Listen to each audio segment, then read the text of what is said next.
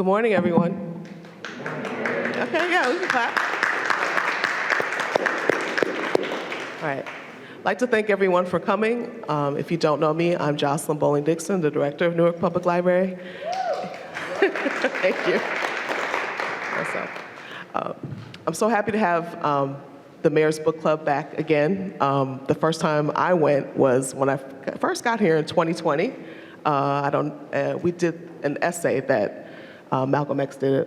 Is that right, Mayor? When you guys came, and we had the book club here before. Yeah. So I'm so happy to have you guys back here again. It was a wonderful event. The library is happy to host you. Thank you to my team for the hard work to put this together. Yes. So it's Kirsten, Tyson, and J-Bar and Dale Colston and her team as well to enjoy the beautiful room. So I won't be up here too long. I just wanted to, again, welcome you to the library space. We're happy to have you, and I'm looking forward to listening to a robust discussion. I got to come to the mayor's the unveiling of the book, and it was so exciting. It is in my Audible, on my Audible shelf to read, so I can't wait to listen to it. So I can't wait to hear the discussion. So again, I won't be up here long. Right now, I'm going to introduce you to our collaborator, and I just want to add, we really enjoyed working with Dr. Brown. We've been collaborating with the Mayor's Book Club in her new stead, and so we have a lot of exciting new things, so I'm really happy about that collaboration, so thank you to Dr. Brown. And so with that, I will have Dr. Brown come up, please.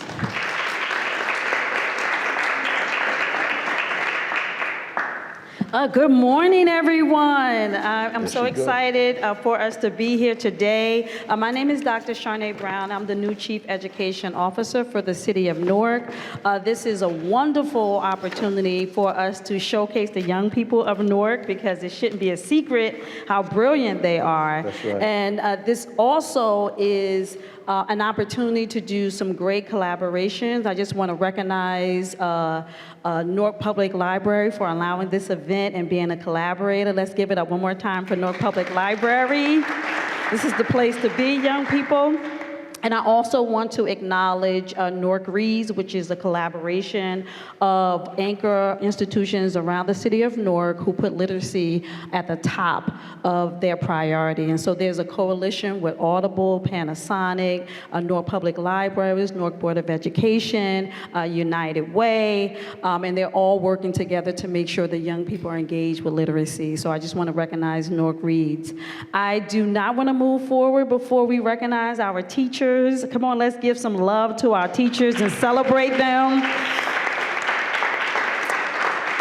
We thank them for the hard work, and we thank Newark Public Schools. I also want to recognize Superintendent Leon for always being a collaborator and willing to support the mayor's initiatives, and so this is really exciting. We are showcasing a very awesome audiobook. It is the Book of Baraka. So yes, I saw some ready hand claps. And for all those people who are watching, you are able to also download the audiobook for free in Audible. And so it's rich content, and our young people today, we're going to talk about that content. But before we get to that, we have to always showcase the talent in Newark Public Schools. So I just want to thank Eastside and Science Park for their student talent displays today. And I'm going to invite Miss Flournoy to come and announce that talent, and we're going to get started with the program. Please sit back, relax, enjoy yourself, and young people, I thank you for all the studying that you're doing and the questions that you're prepared to ask. I look forward to watching this event myself. And again, thank you, Mayor Baraka, for being the brainchild behind the events that we have today. So let's give it up as we welcome the student talent.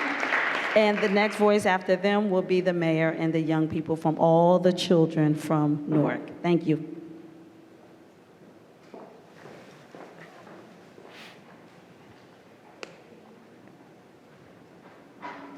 Good morning. Good morning. All right, so I am very proud to present our two student poets.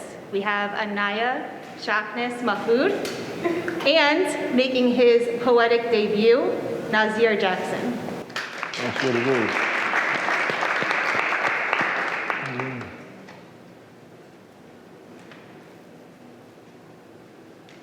This poem is called The City. He grew up in the city, in this diverse city, in this beautiful city, born and raised in this city, even had a child in the city, taught in the city, believes in the city, understood what the city was, what it could be. He loves the city for all of its bad, for all of its many goods. He connected the city from one school, from one place to the next. Oh, the beauty of the city.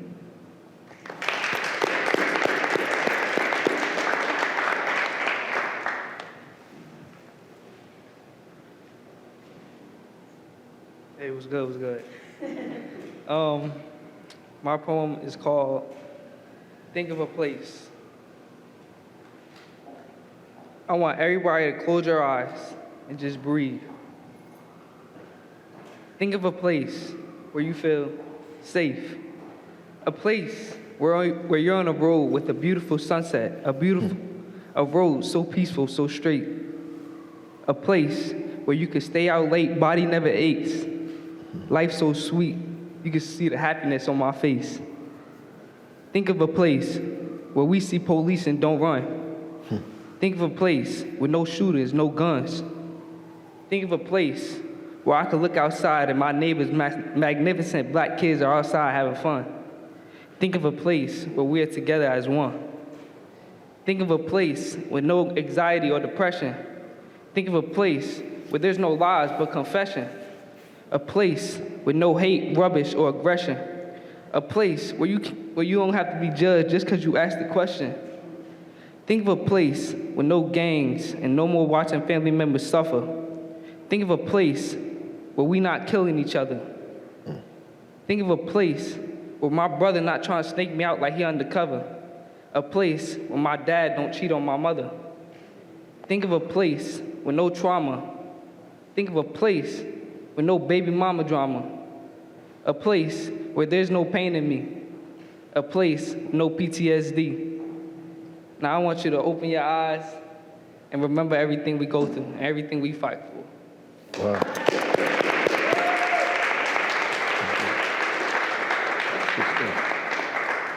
That's good. And that's dope. That's dope. Give it up for our poets. All right. Keep writing. I love it. And we're going to hear a selection from Science. And right after that, Mayor, it is in your hands. Thank you, Science Park. Science Park Jazz Band.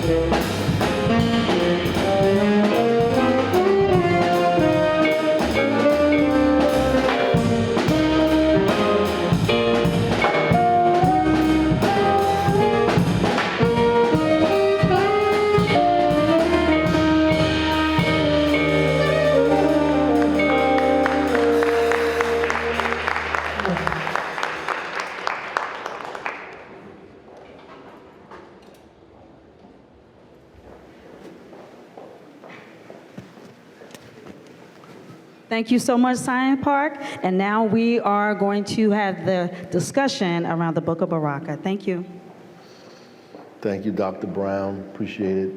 Thank all of you for being here. We obviously, some of you I've seen before from the other books we are reading, and if you want to get an opportunity to check those out, you should on your own. The Warmth of Other Suns is a book that we're reading, and there's another book called My Grandmother's Hands, which is a book about trauma. It is a great book. We're actually getting ready to start reading it with some of the folks in the police department as well. So and we've been reading, as you heard, other books. So we want you to be a part of those discussions. But today, we are listening to and discussing the Book of Baraka. How many people heard of Audible before? Audible? Okay. You know it's like down the street, right? Everybody knows it's in Newark. Who knew it was in Newark? Yeah, well, see, Audible is right there, actually. Come out the building, make a left, they have a big, giant campus. Audible is a subsidiary or an arm of Amazon. And all of the books and things that they produce are audio. So you have to listen to it. Obviously, you can't read. There's a difference between a different experience from listening and reading the book. So how many people got a chance to actually listen to this today, the Book of Baraka? How many people got a chance to listen to it? How many people got a chance to finish it? Oh, okay. It's easier to listen, right? You think so? It is to me too. I listen while I'm on the bike, on the little Peloton or the treadmill. I kind of listen to, or on the plane. It definitely comes in handy. Even on the beach this summer, I listen to a lot of the Warmth of Other Suns, this past summer. And, while I was working out, I was listening to that. Instead of listening to music, I was listening to the audio book. So it's a good opportunity. It's also a shortcut too, so when you read in school, grab that audio, download it and see if they got it on Audible. And you get a chance to read it and listen to it at the same time while you're doing what you do. Knock that out. Plus, it's a refresher. You can read the book, then go back and listen to some of the stuff in Audible, and you get a chance to listen to some of the stuff you read. So it's a different experience from reading than listening to it, right? How many people thought that they got a different experience from listening to it as opposed to reading a book? I get that. So the Book of Baraka, it's kind of awkward for me to talk about this, ask questions and stuff, so we're going to make it interactive because she got questions on here that say, how was Baraka's experiences? So I'm going to ask y'all questions about myself like that's a little weird. So we're just going to really try to open it up and have a discussion about some of the stuff that happened in the book and your experiences too. And any questions you have, feel free to not just answer, but ask a question as well. So I just want to start off, I guess, talking about growing up in Newark. Because I grew up in Newark, obviously from the book. I grew up. Do you see some differences between the time that I grew up in the city and the time that you're growing up, and some similarities? Anybody want to discuss some of the differences and similarities of what was like in Newark at the time? Just grab the mic, jump right in. Well, hello. How you doing? Good, how are you? That's good. The similarities I see about both of us growing up in Newark is that, we are very, influenced by our city. Our city is the biggest city in New Jersey, I believe. So, right. It's a very vast city. So I would say it's very similar because we always want a sense of community. I noticed that even as mayor, you're very interactive in what you do about for the city of Newark, and I feel like that's similar. That's similar to me because growing up in Newark, I still want to be very close with my community. Anybody else? Yep. I think in the book you describe a lot about activism and how you saw your parents being activists. And I think a difference today in the city of Newark is I don't see that as much, but what I do see is when I walk into the bookstore, the Source of Knowledge downtown, I kind of see a glimpse of what you talked about in your book. So yeah. Source of Knowledge. Shout out to the ladies at the Source of Knowledge. Anybody else? Yeah.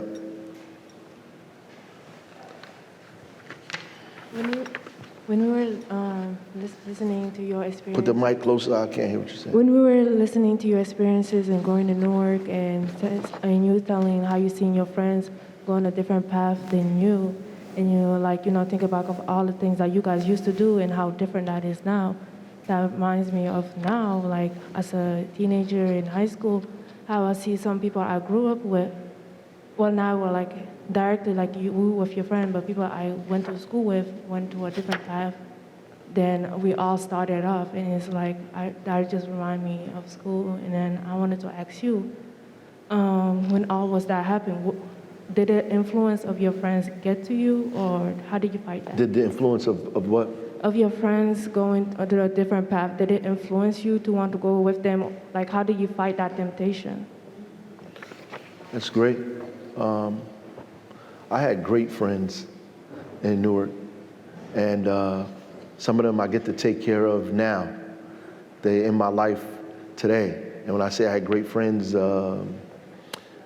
they knew, obviously, that I had different talents and skills, and they respected that, right? And they tried to help me fulfill that in their own way.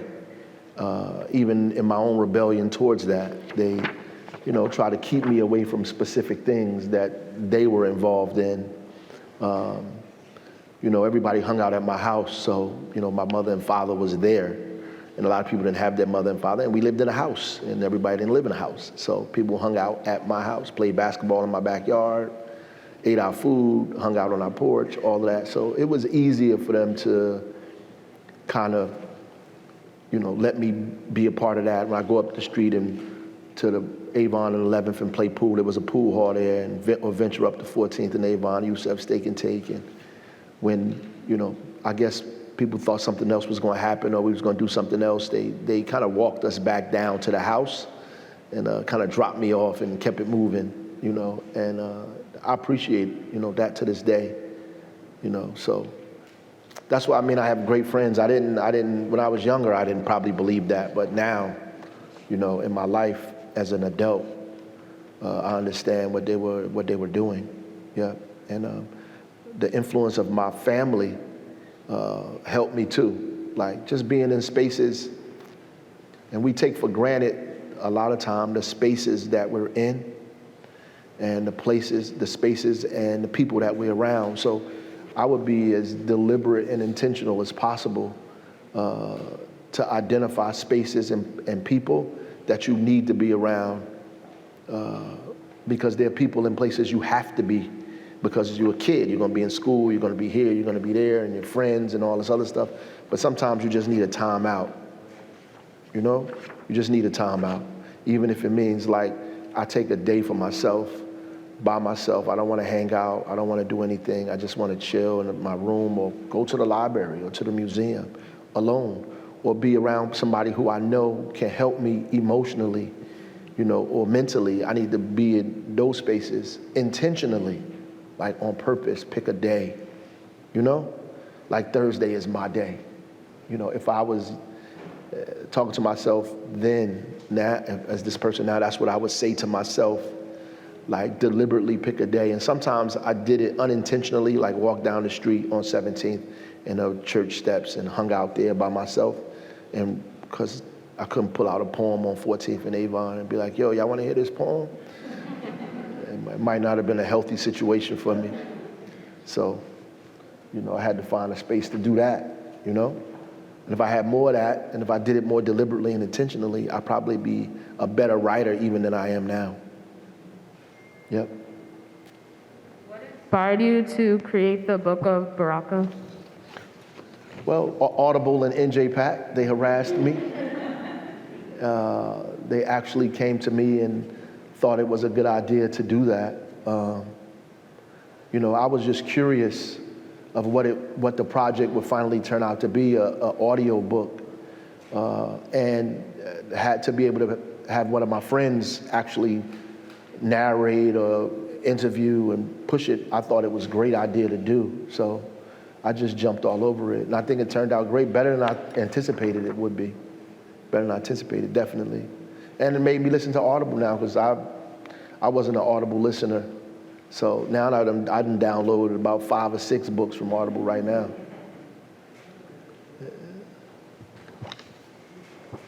Good morning. Good morning, sir. Yes, My name is Andre from Eastside, and I just have a question. As someone who has gone through a lot of tons of losses and wins, success and failures, why do you perceive in the face of adversity in your whole life? Yeah, that was in a book a couple of times, just all of the losses, and I was supposed to ask you all that question, but I'm glad you asked it to me. And I want people to jump in on that, please. I want to hear your voices. I don't want to be talking the whole time. The loss is actually a part of winning, and people don't look at losing as a part of winning.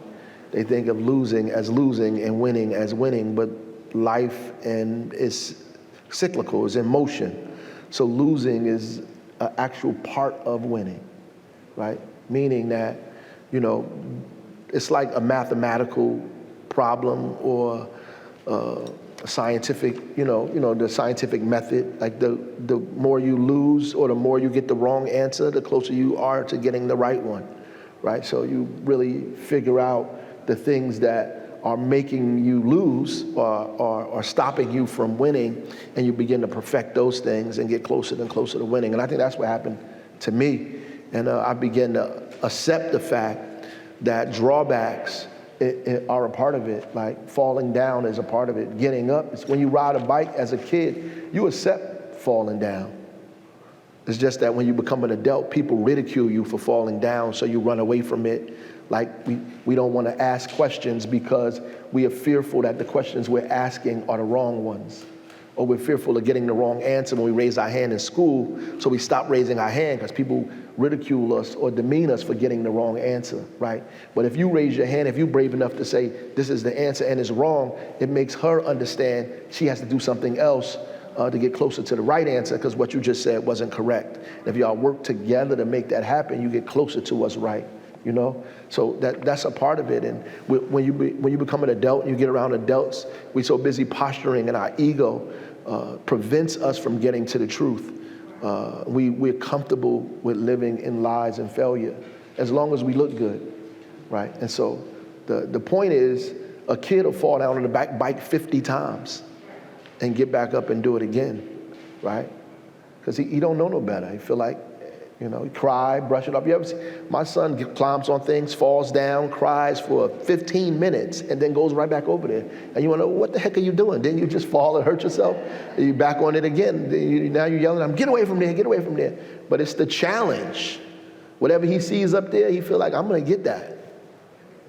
Yeah, and we lose that as adults. So hopefully, what do you guys think about that?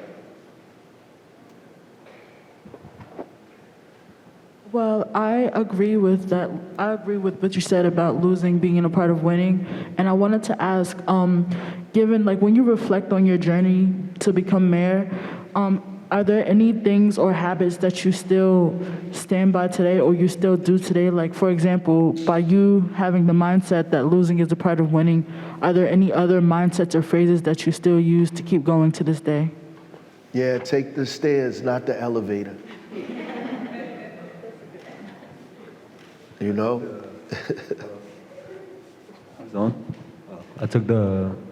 Me and my friends took the elevator this morning. I can't hear you. Me and my friends took the elevator to get to the second floor this morning. The elevator is easier. Well, what does that mean? Take the stairs, not the elevator. What do you think that means? Go ahead. I feel like take the stairs, not the elevator. When you're taking the stairs, you gotta go on a journey. When you're going on the elevator, it's getting to where you need to go. You're going up the stairs, you got to go up 10 flights. You're going to stop, but you're determined to get to the top. You take the elevator, all you got to do is stand up and wait for it to take you to where you got to go. 100%, bro. And there's more jewels on those in the stairwell than it is in that elevator. I was just going to say that because, when you're walking up the stairs, you might meet somebody that might help you get to the top. Rather, if you go on the elevator, you're not going to meet anyone. You're not going to get a lesson that you might have got if you went on the stairs. So, yeah. Plus, when you walk up a lot of stairs, when you get to the top, you be like, woo, right? You remember them stairs. Go ahead.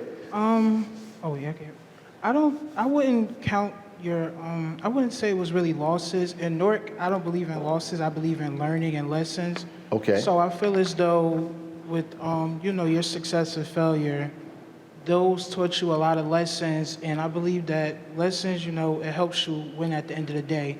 You take pieces and chunks out of each plan and see what can you do differently to eventually win. And that's why I believe Newark is like really a great city. Like, we don't just take a loss and then go on about our day. We try to talk to other people, hear out other lessons, and I believe that we're trying to focus on togetherness again, because I know you said back in your day, it was one whole community, like a whole black community. Everybody knew everybody. Everybody was hanging out your house and stuff like that. But also now we have social media as well, so I feel like that has an impact on us. And I see we have things in the summertime like AAU programs and JFK. I feel like you're a great stepping stone for us to be together again in Newark. I appreciate that. I mean, did y'all learn, I talked a little bit in the book about 1967 and what went on here, the rebellion, insurrection in the city. Did you know anything about that before you listened to this book?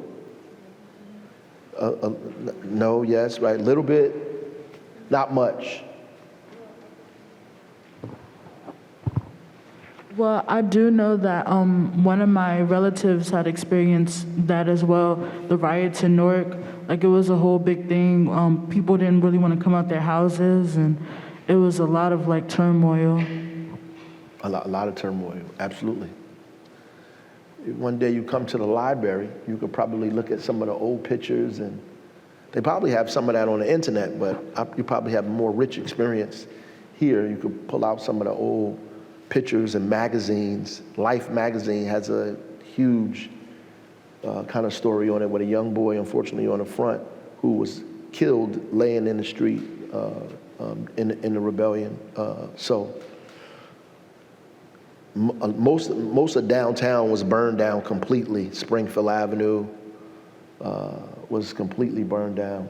And you see now the lots and all of that, that's a part of the rebellion. So some of the buildings that you see that are coming up have just come up in the last decade. So they've been pretty much vacant while I was a child my entire life, right? So been just pretty much vacant. And we grew up in situations where they were vacant. We used to, I know you guys don't do this, we used to have those mattresses out and flip on the dirty mattresses in those vacant lots. We used to get in trouble when you got back home, but we used to get a ringworm and all kind of crazy stuff. We used to, you kids, you don't care what's going on, you was doing backflips on that's what the environment was like, so you see these buildings going up now, that's after the fact. Because most of the stuff was pretty much burned down. And a lot of people left. A lot of people left the city. So, it's a different place. It's a different place to grow up.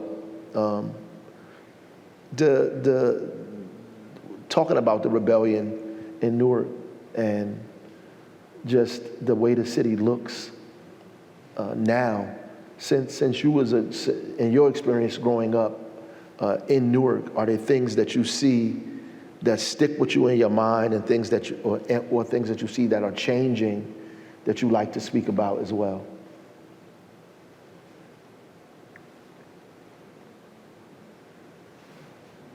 Can you elaborate more on that question? Yeah, like anything. Like I just talked about like the experiences I had as a kid. Like, we put our mattresses in the street. We played football in the street.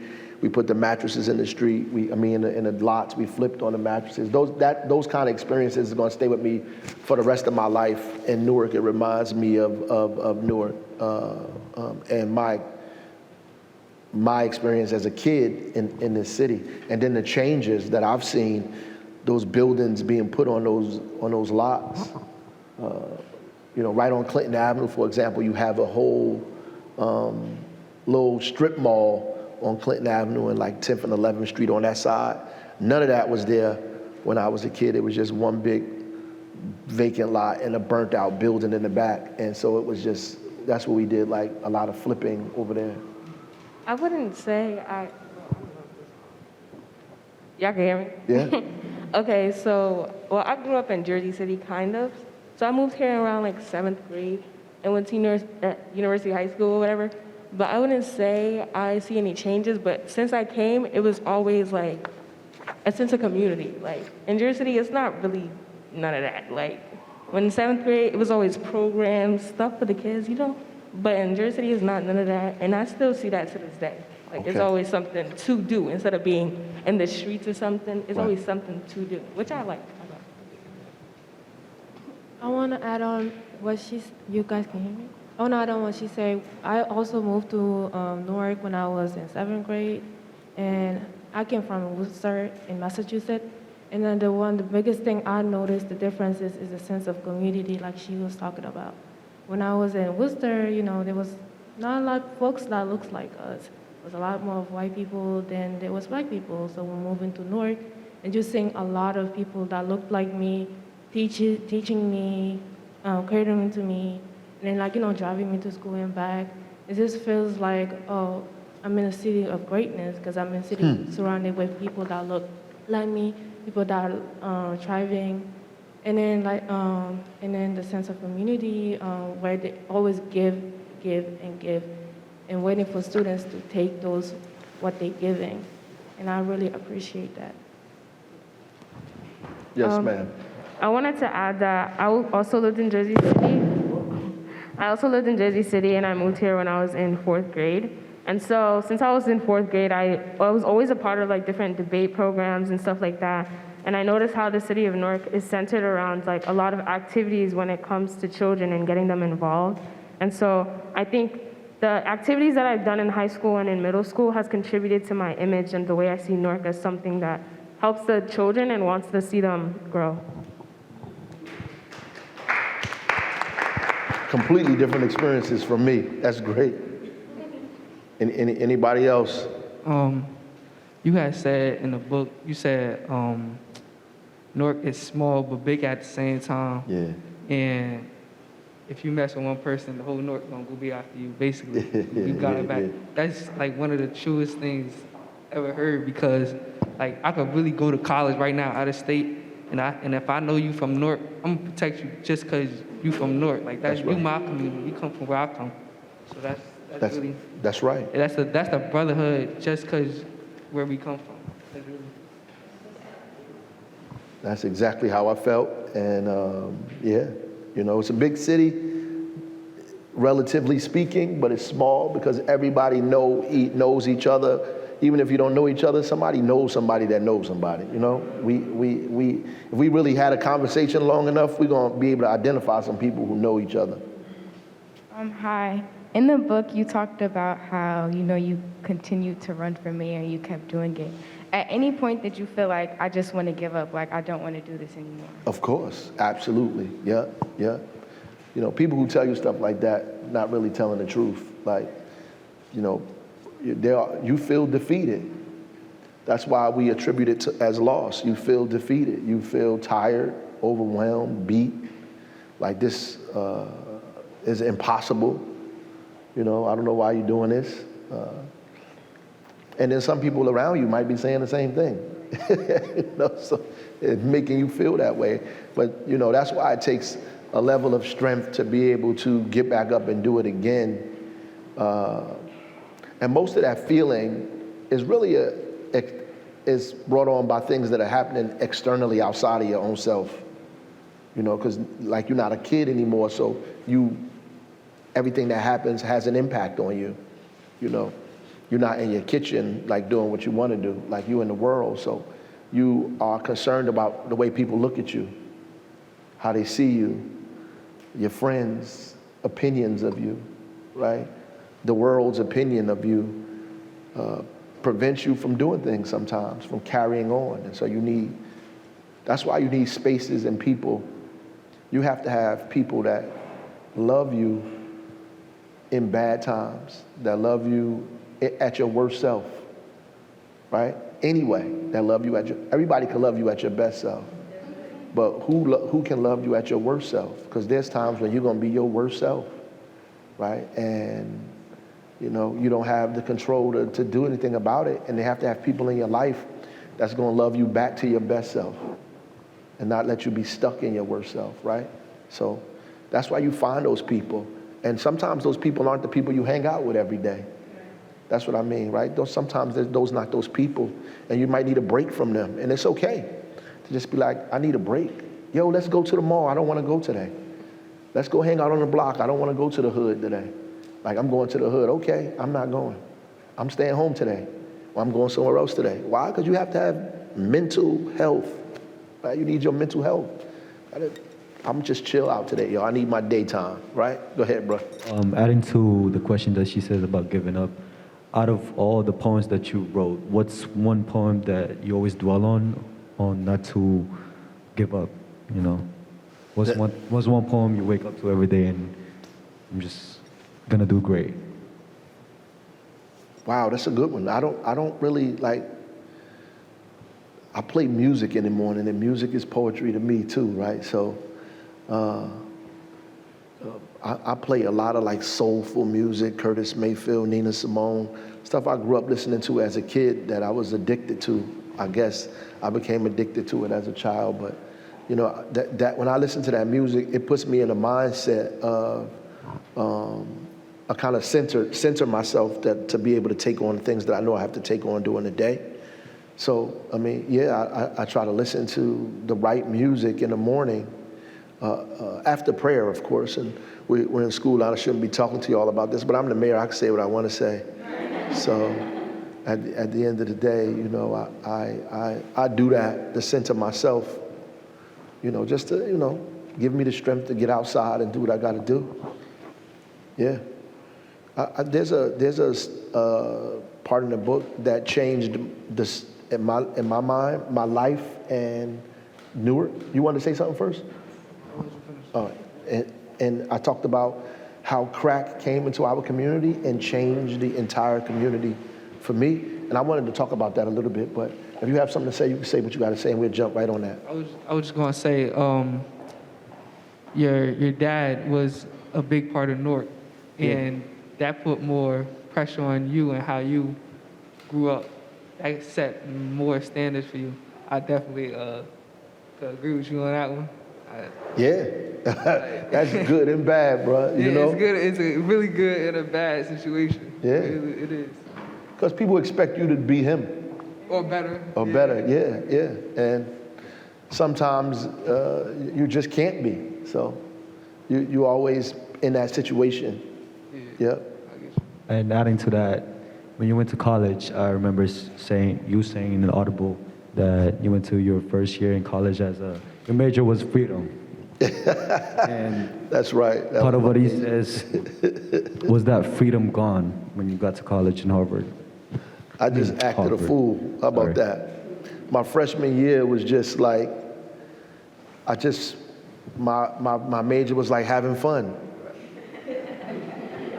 Like, you know, I was trying to have as much fun as I could, and I almost failed out of school in the process, and I had to get myself back together.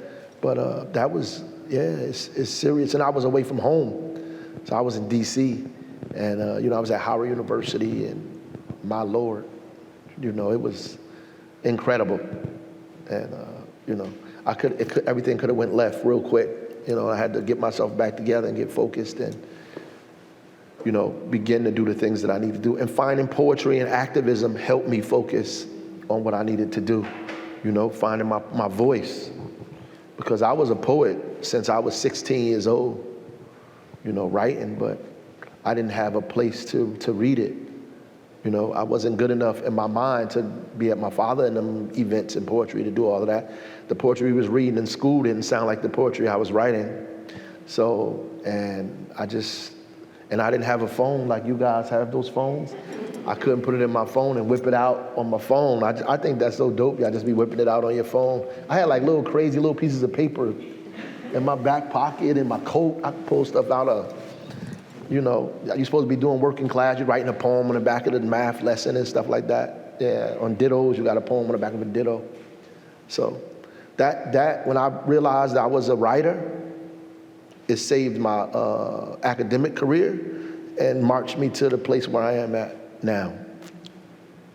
And speaking of your academic career, I know you said when you were going to Howard University, that was when like crack had really started to impact like the community and your friends.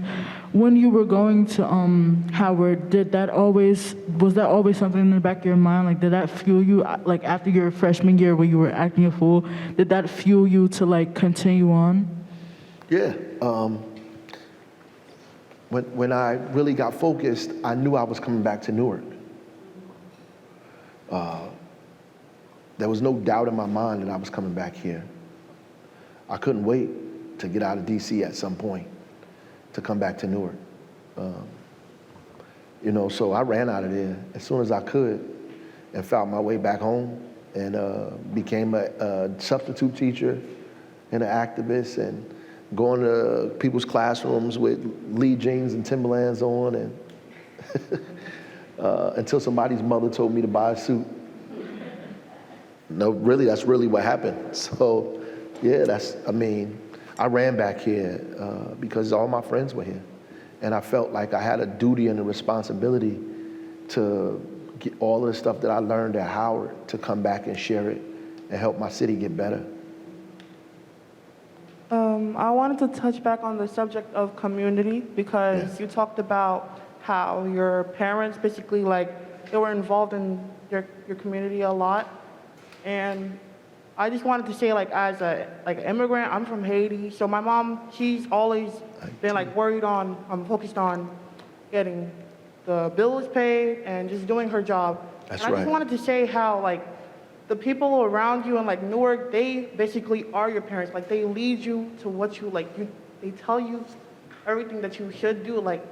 I wanted to say how my guidance counselor, Ms. Lockett, she helps me all the time because I don't know what I'm supposed to be doing with applying to college. Right. And she basically instructs me on how to get to a place that I need to be. So That's good. I had a great guidance counselor too, Rosita Holiday, who forced me to go on that Howard trip that I never went on if it wasn't for her, which changed my life. So I owe a lot of it to her. Because I was like y'all, just stubborn and thought I knew everything. Smart mouth, all of that stuff. And, she made me get on that bus. Thank God for her. But I want to go back to this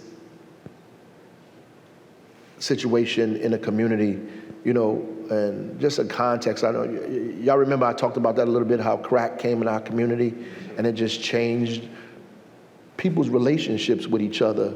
Not just the way the community looked, right?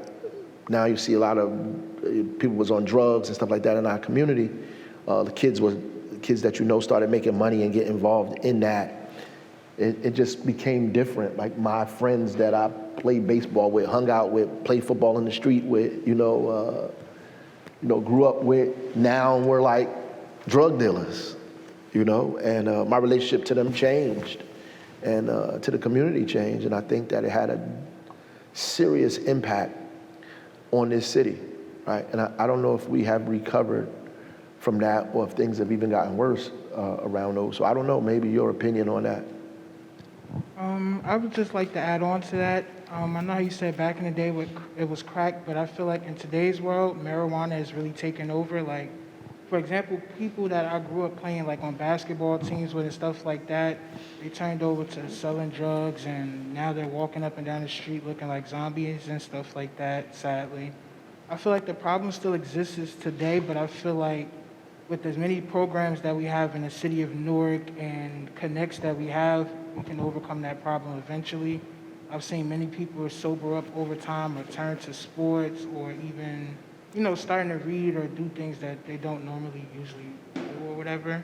So I would say I like how Newark, even though we have huge challenges and triumphs throughout life, we still could somehow come together. And if we start with one person, getting them healthy back on track, I think we can do it for all. Yeah. I needed that. Good, thank you. Anybody else? Yeah. Go ahead. Let her go, and then you go. Yeah. I'm sorry. That's all right. I was gonna ask. I know when you so the crack epidemic, it happened while you were growing up, right? Yeah. I wanted to know how, like, mentally it affected you. Because me personally, I grew up in Newark. I was born and raised. All I know is Newark, right? And I love the city. I always grew up in a community. Everybody knows me. People I don't know me. And for me, all my life, I have had family that unfortunately has suffered with drug addiction and Right. unfortunately has passed away due to drug addiction. Right. And obviously that has taken like a toll on like who I am as a person today. And I want to know like if you ever experienced something similar or like how it affected you mentally. Yeah. There are people who I grew up with that have been on drugs for years now, right? Many people who have been incarcerated, some of them 20, 30 years of their life, and, as the mayor, what's interesting is that we met each other at 17, right? And you see him now and again in your life, and 30 years later, you meet him again as adults, and they are just coming home from incarceration, or they have been addicted to drugs, and they're trying to recover from that. And I know them personally, and I feel almost obligated in some way to try to figure out how to help them, right? And we do that. And sometimes it turns out bad, and sometimes it turns out good, right? And for the most part, it turns out good. What it really did for me and has done for me is make me feel like it gives me a sense of responsibility almost. Like I feel like there was things that I did and things that people did for me, I should say, that helped me become what I've become and go places that I would not have went without them. And I feel almost like it is important for me to do the same for other people, to give them the experiences that I had, and give them the chance and the opportunities that I had. So I try to help them. And I think that's the way you kind of deal with it. Like you feel, and I don't feel like responsible in the sense that they're on drugs because of me or something like that, right? Or I feel like, if I could do something about it, I am. And I should, because I love them and I love the community. And, you take that like feeling of sorrow and depression and you turn it and use it as a means to energize you to transform people's lives and in the lives of this community.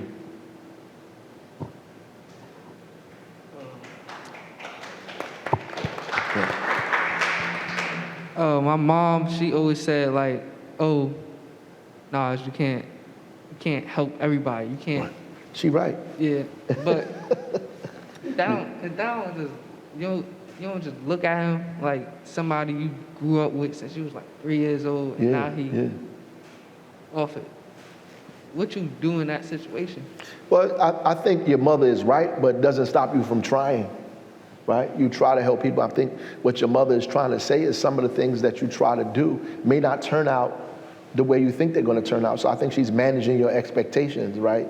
You might expect that because you did this and that the person is going to turn out better or like you or something like that. And it's really not your job in that sense to make somebody something, right? What you're trying to do is really give them opportunity and help, give them tools and resources to change their lives, ideas, love, all these kind of things. And sometimes, in full transparency, what she's really trying to say is sometimes in that effort, you can hurt yourself, or you can be hurt in the process of trying to help other people. And sometimes that makes people not want to help anybody else or whatever. But I mean, it's important to know, like you at least have to try. And when you realize you can't help, you just got to move on. I just think like, since I got it, like I got a mom, I got a father, and let's say my man's, he don't got that.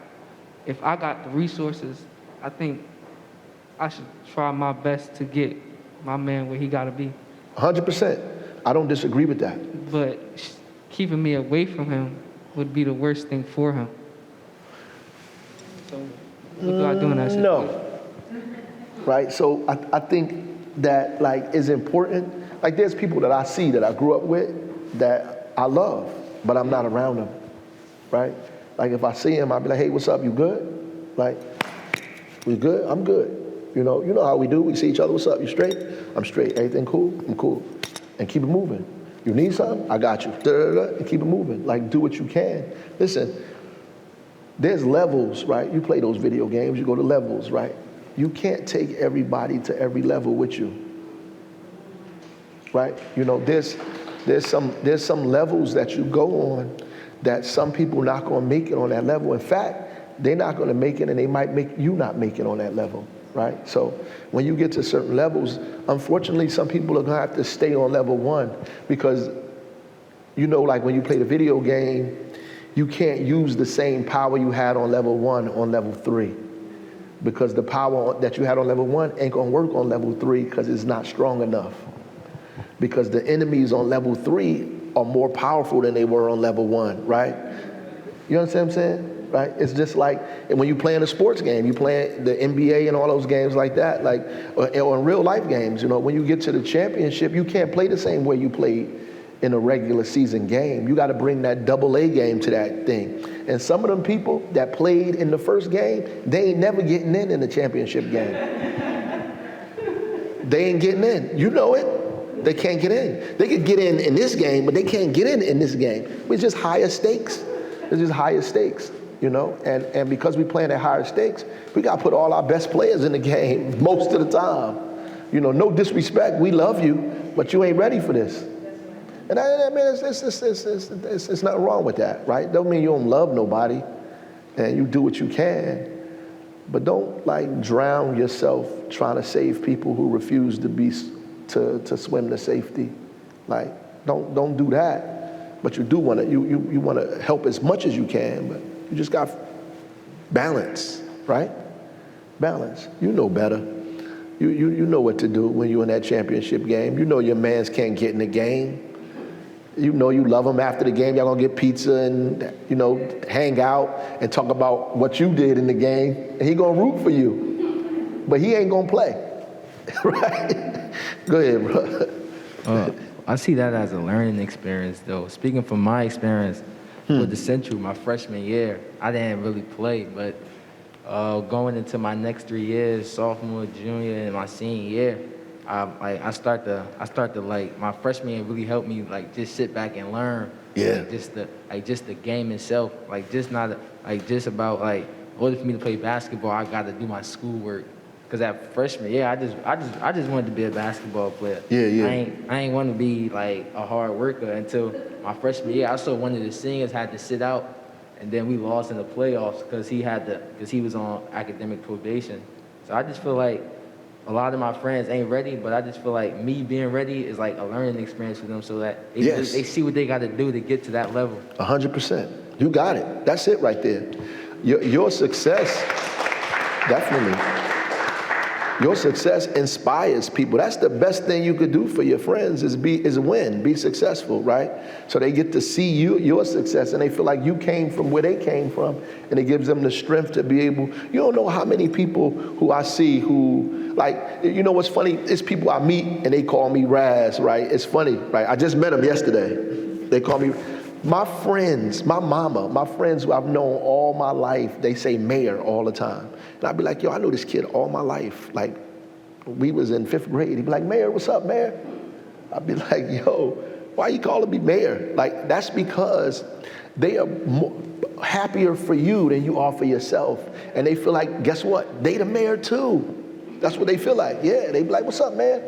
Because it feels good for them to say that they actually know the mayor, right? That's my guy, you know? And so your success is helpful to people in your community and the people around you. So when you win, they win, you know, especially if you got love for them and they know that, like they gonna do right by you. And so what you said is right on the money, man. It's 100% right. Do good, and it'll help so many other people do good. Definitely. I got like one more question that I want to ask. Just the influences You know, because I had a lot of influences as a child. Just want to talk a bit about what influences you and some of your dreams, you know. And that's something that we need to talk about, your influences and dreams, because we don't get a lot of chance to talk about what we dream of, you know, outside of like what you want to be when you grow up. And that's not what I'm talking about. You know what I'm talking about? I'm talking about like inside, like what are your dreams? One of my influences, as I was growing up, it was the people around me. As I grow older, one of my influences is just the younger kids. Like, I want to be able to, like, for the younger kids to say they knew me. I helped them out. Like, I was just somebody who was there for them. Like, I go around, I talk to younger kids about my basketball experience, my life goals, what I want to be. And one kid asked me, do I want to be an NBA player? And I had to tell him straight up, no, I don't want to be an NBA player. If I'm just setting myself to be an NBA player, I'm losing. But now that don't work out, what else I'm going to do? So I just feel like just having the little kids around for me is just enough influence to keep me going. That's dope. Anybody? Yeah. Some of my influences will be my parents, my teachers, and my friends. My friends being one of my biggest influences to this day is because when I started my freshman year, I started with 3 girls, and to my senior year, I'm still continuing winning with those 3 girls. And those 3 girls always inspire me and influences me. When I see them do big, when I see them do good, I think to myself, I want to do that. I want to be at the level, and I want to be at the level where we all look at each other and say, look how far we've come.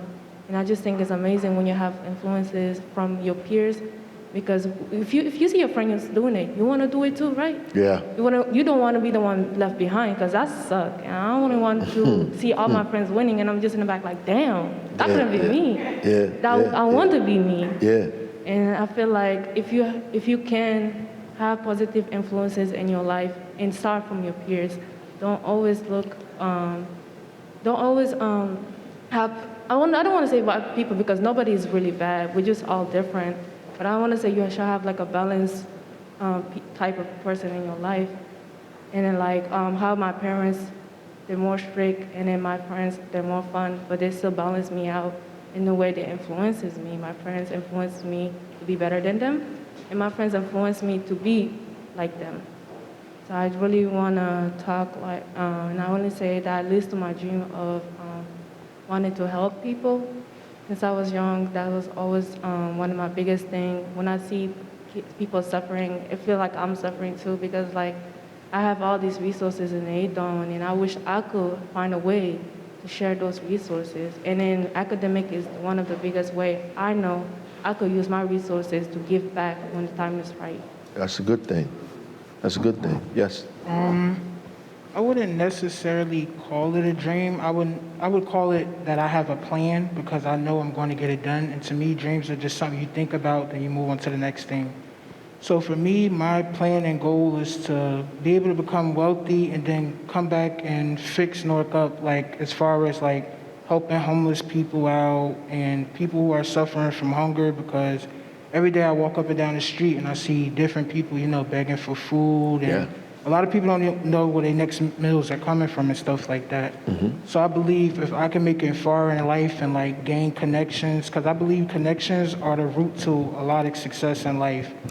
So my goal is to create connections and be able to come back to Newark and say, okay, we're going to start on this street, and I've seen this person here, and just help out. Like as of right now, I've been working with kids here and there through like it's been virtual lately, but we do small things like create art together, and the kids may ask questions and I answer them.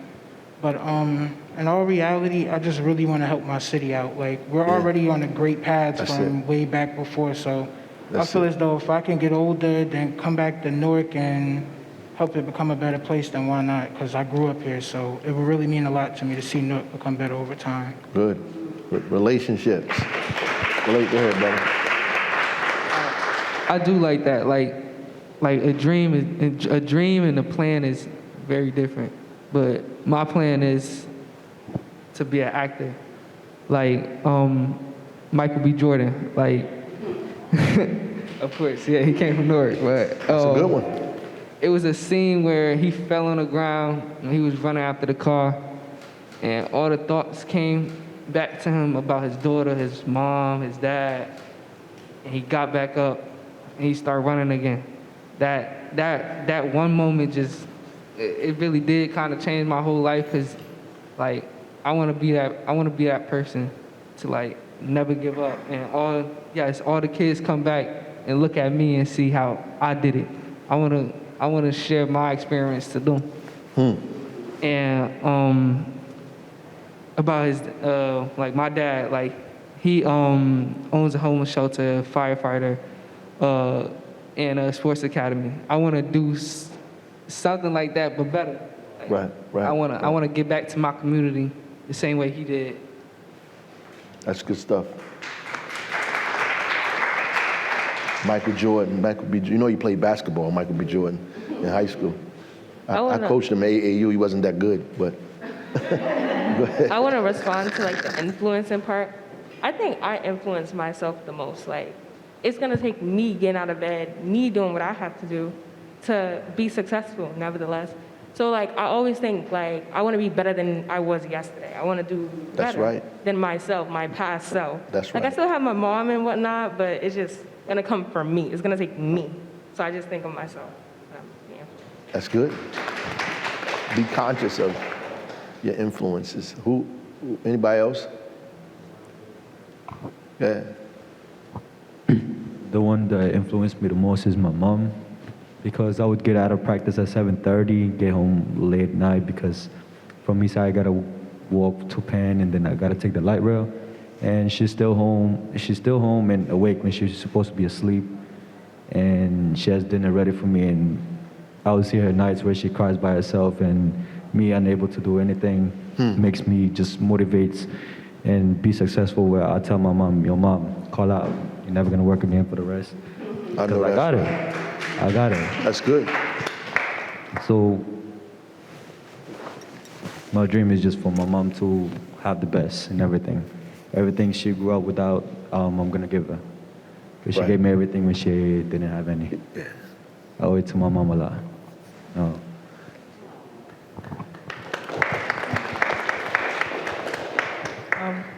Hello. Okay. So my biggest influence would have to be my dad, I think, because growing up he really didn't have the opportunity to get he didn't get to finish school because he had to work and help out his family, and he was really poor. Right. But still, he didn't use his lack of education as an excuse, because he still developed he started out doing manual labor, and then that's doing that over time, he was able to connect with other people, and now he works in he's a contractor now, he works in construction, and then he's the primary breadwinner for my family. Mm-hmm. So he wasn't able to finish school or get any higher education, but at the same time, he's still able to send me to school, and he's able to help pay for my college. So it makes me appreciate the opportunities that I have more, because he wasn't able to have those things growing up. Nice. Nice. Go ahead.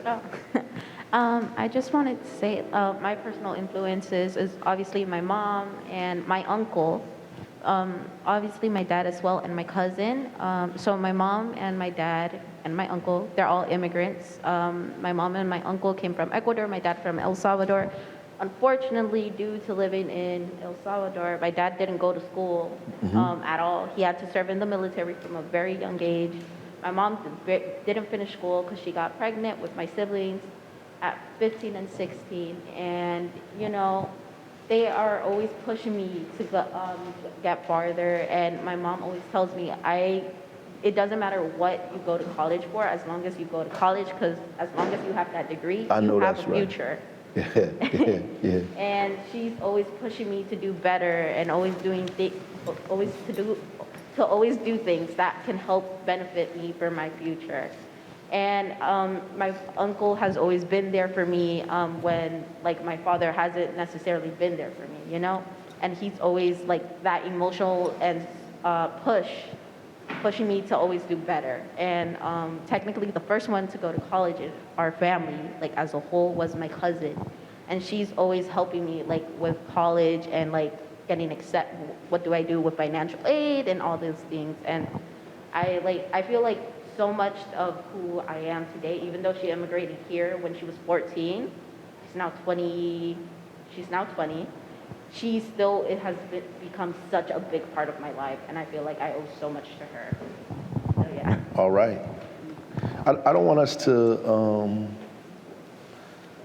like think there's something wrong with having dreams.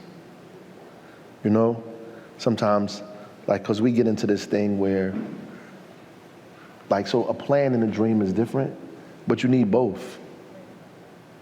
Like, you need a plan, obviously, to reach the dream that you want, but you have to have a dream. Like when you become an adult, we try to make you get rid of your dreams. Like your question marks become periods. Like there's so much things that we just don't know. And the world is changing so fast. The jobs that are going to be created, sometimes you're learning about jobs now as a student that won't even exist when you graduate from college. They're not even going to exist anymore. Because that's how rapidly things are changing. So your dreams are incredibly important, right? They're incredible because those are the goals that things you want to reach so big and so crazy that people have to say, that's impossible. You're never going to be able to do that, right? Imagine a person telling about, I'm going to make an airplane during a time when nobody was flying. That was like an incredible thing to even imagine, right? And sometimes I just think we lose our imagination, our ability. We get in these places and in these communities like this, and it stills our imagination, so we don't dream about anything anymore. It kills our imagination. So you can only go further than what your mind takes you, what you dream of. Like, if your dreams are so small, your plan is going to be small, because you're planning to get somewhere that ain't far at all, right? And if your dream only includes yourself, is a small dream. The dream's got to be so big that there's a whole bunch of people in it. You know what I mean? So you have like big crazy dreams. You know what I mean? So, like when I was a kid, if you told people I was going to be the mayor, they probably would laugh. This man ain't gonna be no mayor. He won't even talk. You know what I'm saying? How you gonna be the mayor? You don't talk. You know, he's sitting on the corner by himself. What's wrong with this kid? He's not going to be the mayor, you know?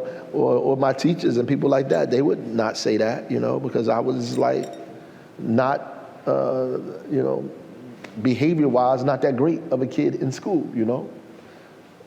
So people wouldn't imagine that would be the case for me. And when I was sitting on a church step on 17th Street in Avon writing poetry or reading poetry, it gave me a chance to think about things that was not happening in my life in that present place. So when I'm by myself, I could be all kind of stuff because nobody had the ability to limit me. I could do whatever I wanted to do at that moment on the church steps by myself, right? So that's why I don't want you to lose that. Like you get so like rigid and stiff. People say, oh, what's your plan? What's your plan? What's your plan? You need to have a plan. Trust me, you got to have a plan. But I don't want you to lose your dreams in the process. My father said to me before he left, don't lose your poetry license. And I want to close on that. Like, what do you think that means to you? To me, before I tell you what it meant to me, what do you think? My father told me that. Like, he was dying. My father was in Beth Israel Hospital when I was running for mayor. He died in January, I won in May. So a couple of months later, I won. He didn't get a chance to come to the inauguration. So when I won, the helicopters and everything came to my house. The cars was all in front. You know, I didn't know what was going on. You know, I was getting dressed. I thought somebody got shot on my block or something, you know. I come out the house, they out there for me. I cried in the car all the way to the inauguration, all the way to the thing. Thinking about my dad who couldn't be there, right? Because in the hospital, he was telling people, my son is running for mayor, my son is running for mayor, my son is running for mayor, passing out literature to the doctors. They don't even live in Newark, passing out literature to these people. And he passed away there.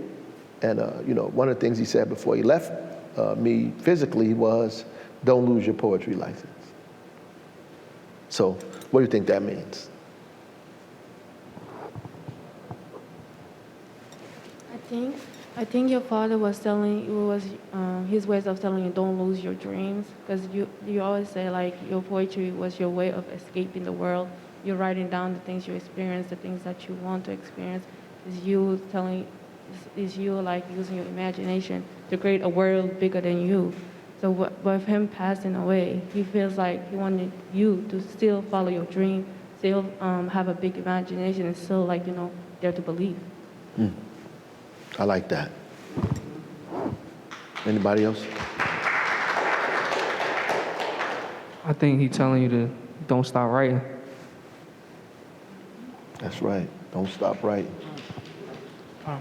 I think don't lose your poetry license can be interpreted in many different ways, but I think the main goal that he was trying to get across is don't forget where you came from. That's right. Because like you said, you were on the church steps, just a little boy writing poetry and then, putting it in your pocket. To years later as an adult, you became mayor. So I think he's saying like, if you don't forget where you came from, you could do many things in life. Just remember you was just that little boy sitting on the steps writing in your little notepad. That's it. That's good stuff. I agree with that as well. I'll piggyback off that. It's like, don't lose who you are. Because you just said that with you sitting on them steps and writing your poetry, you were limitless. Like you had goals, you had ambition, you know what I mean? So I feel like it's just like, don't lose who you are.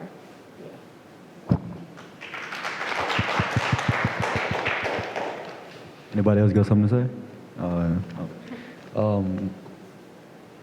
Poetry can be expressed in many ways. For example, there's poetry of motion, wisdom, words, and from the words that you said to me, I think what it means is that he's trying to say that you embody poetry. To keep that always in your mind wherever you go. As earlier I asked you, what poem do you still remember to do great? Yeah. That's what I'm trying to Y'all got it. You got it. That's what I felt in all of it. Go ahead. You want to say something else? I just wanted to add it on a little more. Being that your father was, a famous poet, I think he was also saying like keep a piece of him with you forever wherever you go, because I know it could be like a heavy burden trying to fulfill your father's shoes, but I think in the process of you doing that, you also learn to create your own legacy.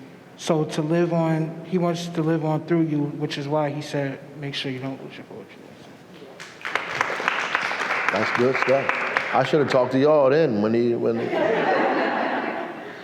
No, but yeah, that's exactly what I feel. Like, what he meant. Like, keep writing, number one.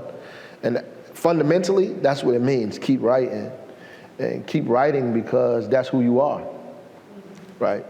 You're a writer, you're a poet. Keep writing. Like, despite all this stuff that's going on and you get caught up in politics and policy and this thing and that thing, don't forget you're a poet. You're a writer. Don't lose yourself. Keep doing it. Like, and if you stop writing and you stop being a poet, then you stop being Raz Baraka. You stop being who you are. And who you are is what got you to where you are. Right? And that's important, right? So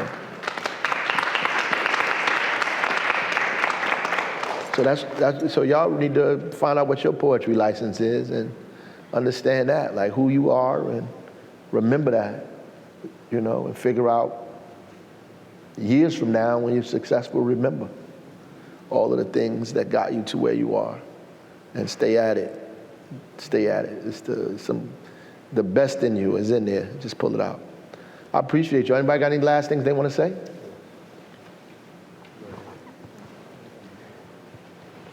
Before we close off, I want to ask how you went from being a principal to a mayor. What was your driving point? At what point did you say was like, I think I want to be a mayor? Like, what was that?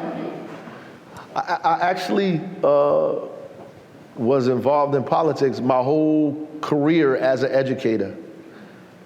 I ran for mayor in 1994 when I was fresh out of college, and I was an elementary school teacher at Warren Street School. And I did it all the way through that. And all those little kids that was in my class and all of that at the time that worked on my campaign, that came out on Saturdays and Sundays, a lot of those kids worked on my campaign. In fact, one of the kids that worked on the campaign, her name is LaMonica MacGyver. She was in the 5th grade when I was running for office. She's the Central Ward Councilwoman now. So, I mean, it was all a part of that, you know, and then it just happened one day, you know, it was time.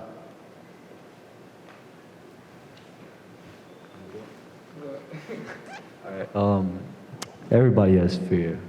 So I'm gonna ask you, was your fear not as a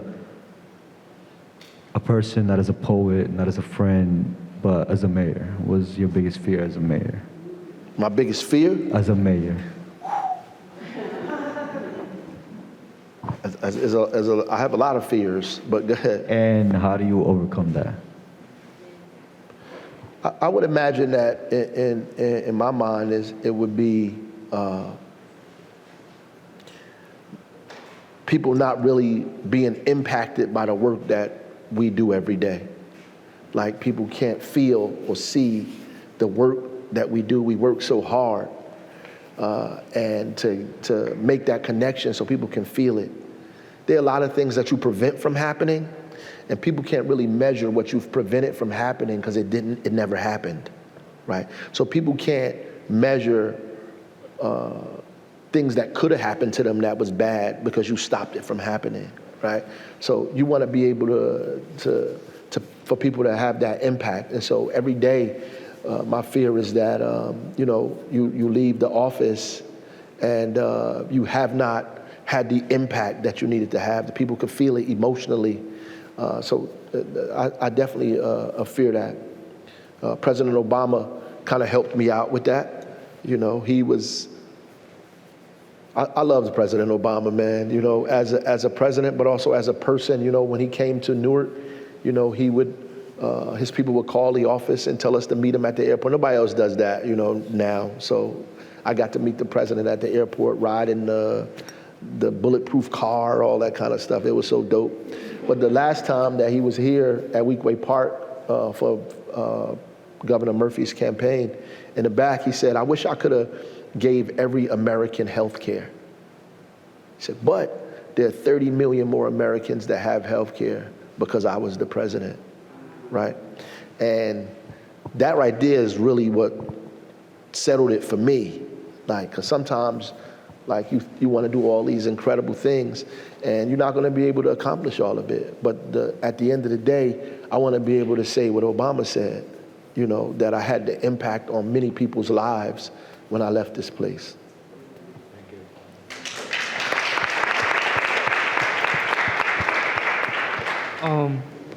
In your book, you didn't talk about your fraternity a lot.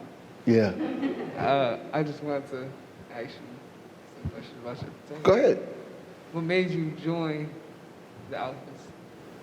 That's a good question. I had to answer that a bunch of times. Called Why Alpha, right? Yeah. Well, Alpha Phi Alpha is the oldest intercollegiate African-American male fraternity in the country, right? The history of it is so incredible. I just felt like I had to be a part of that pantheon. When you think about, when I think about Alpha Phi Alpha, I think about Thurgood Marshall. I think about, you know, people like that. You know, I think about Cornel West and Fred Douglass and all of those folks, you know, that made incredible impacts historically in our lives. And I feel like when people say Alpha, when they say Thurgood Marshall or they say all those people, that I want them to say Raz Baraka too.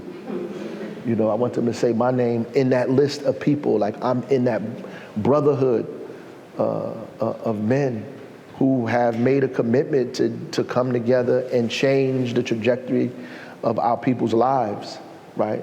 Together, and I want to be a part of that brotherhood. And so I did it. It took me a minute to realize that I should have did it a while ago, but it happened. Everything happens at the right time in the right season, right? So it's gonna be a part 2. It's gonna be a part 2 to this book, right? I don't know. You sound like the people from Audible. Did they hire you, brother? Maybe they hired you to come in here. That's what, you know, these folks try to get me to do something else. I just finished Jesus Christ. So feel like it was a lot left. Like, Yeah, it is a lot to talk about, 100%. It is a lot to talk about. But I think things happen when they're supposed to happen. And, you know, I'm going to keep doing what I'm doing. And I know the folks at NJ Pack want me to do, turn this into like a theatrical thing for somebody. You know, these people have these ideas. And then they want to do a book of speeches. Like just do the speeches that I've done and in Audible. So we'll see, you know. Whatever God has in store will take place. Being that we... I thank y'all, huh? I heard somebody? No? Oh, go ahead. Oh, wonderful. Come on. Oh, hi, I'm Destiny. I'm from Science Park. In your book, you talk about what is today gentrification. You talked about the infrastructure and how that prevented home creation and how the medical school was built on acres of land. And obviously gentrification is very apparent in our community today. We have a Starbucks downtown.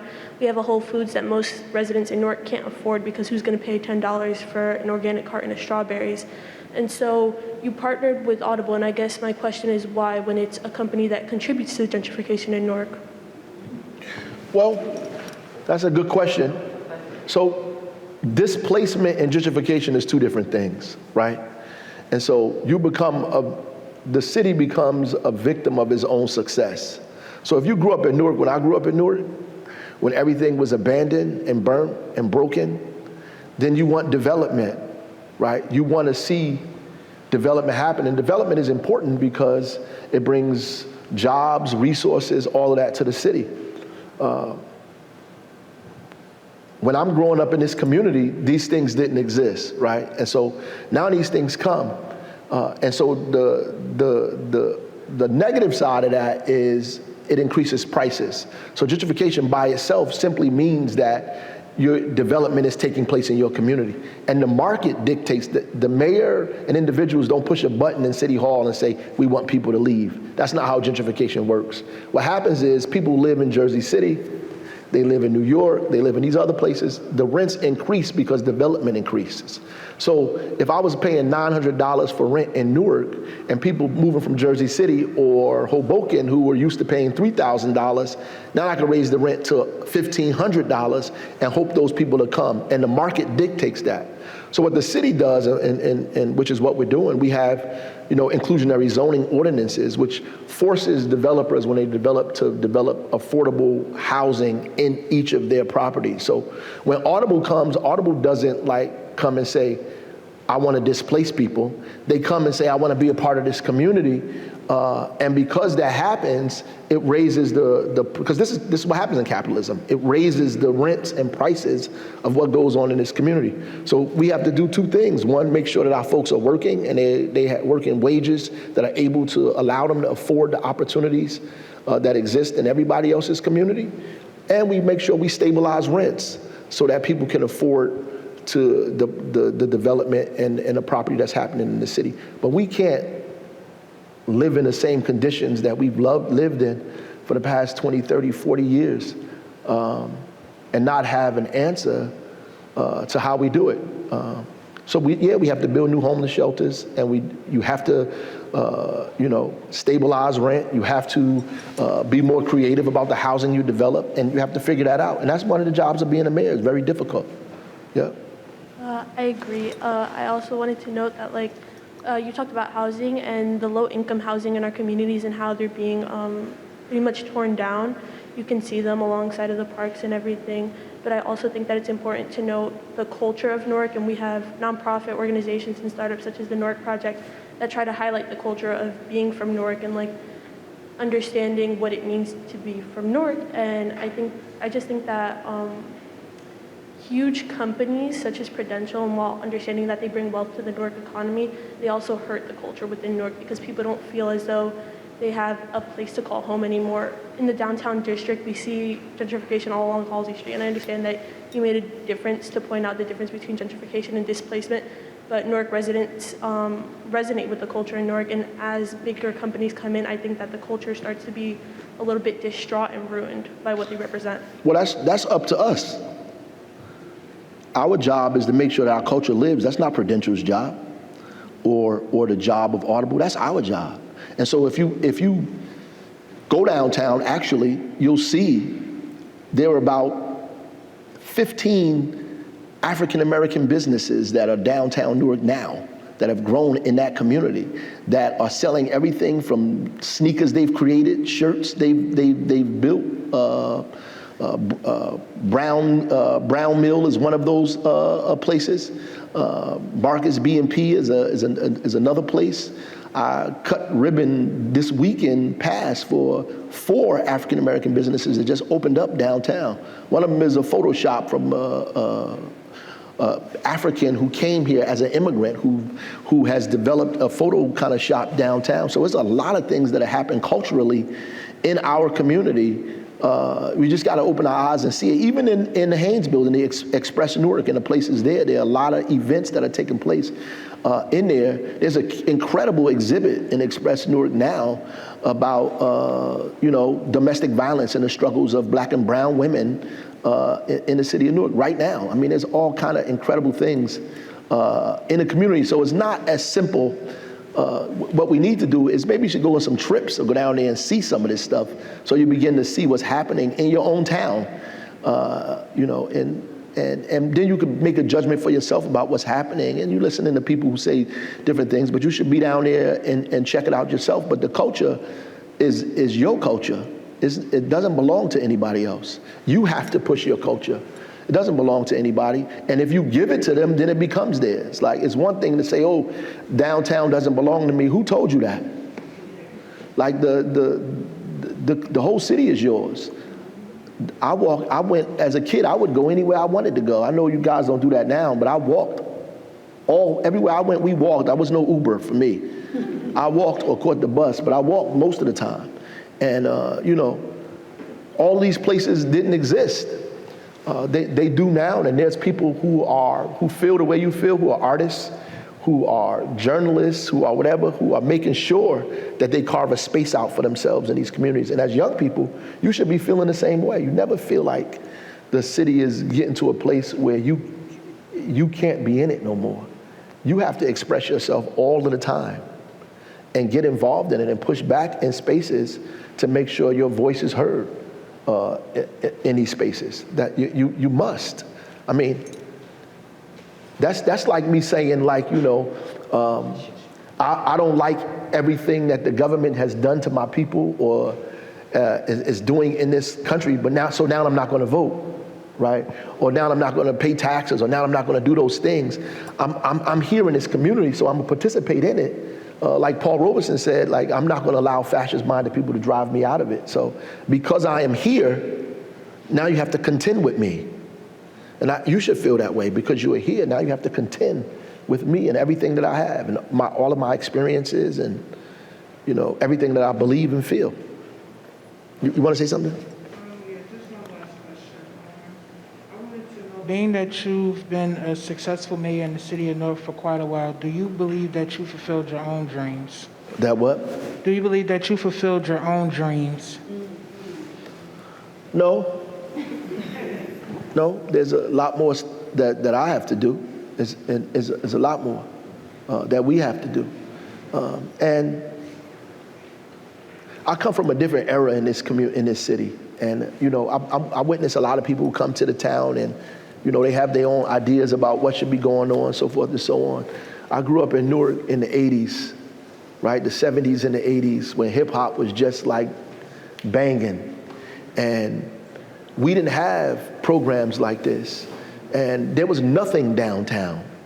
So there was nobody living down there. There was it was period. Right? Before that, there was Woolworth and McCrory's, and the Haynes building was there, and Bamberger's when I was a little kid. But all that stuff disappeared all that stuff just disappeared. It just went away. Everything became abandoned, right? And you walk up and downtown, most of the stores were closed.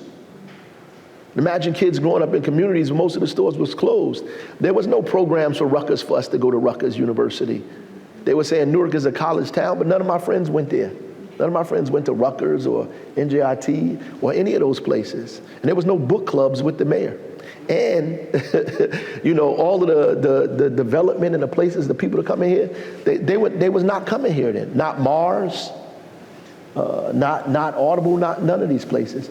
And because they're here, that doesn't mean that we don't challenge them. Yeah, we do challenge them, but we also are grateful for the fact that we came from a place that we've had significant development from a place where we had nothing. So I am thankful for that, and I just come from that place, and I've seen it. I lost many friends in these streets. Stuff. I lost many friends to death, jail. So go ahead.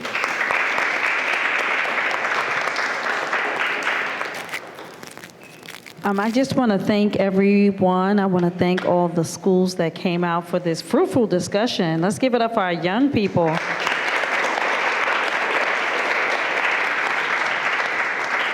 And I know that I've said this a while, and I used to work with the mayor in education, but just always having access to your wisdom is always something that you leave from it, growing a little bit and understanding your destiny, your humanity, and understanding how to navigate tough times. So let's give it up for our wisdom from our mayor.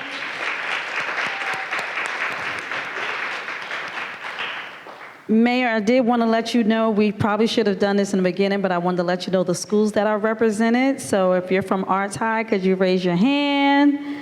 Let's give it up for Arts High. If you're from Central High School, raise your hand. Let's give it up for Central High School.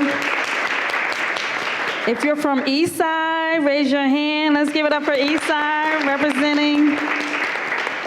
If you're here from Science Park, raise your hand. Okay, Science Park. And if you're here from Technology, raise your hand, Technology. Did I miss any school? Yes. Oh my goodness, that's the last one. It was in alphabetical order, so I didn't miss it yet. Let's give it up for University, which is the school that the mayor graduated from. And so again, I just want to thank everyone for this. Mayor, I'm like you, Nas, I'm looking forward to part 2 of this book. And I'm grateful that we're able to have our seniors listen to the audiobook. And I just want to thank everyone for coming out. And young people, the mayor provided you with just, of course, more stuff to read and a little gift that everybody will be getting. So please, just mingle a little bit and enjoy Science Park as they play us out. And again, let's just give it up for everyone who was in attendance. And again, I want to thank Newark Public Library for allowing us to do this wonderful event here. And I want to thank Audible and all the partners in MBOE for joining us in this venture. Let's enjoy the music and hang out for a little bit. Can we just take a picture with the mayor real quick, everyone?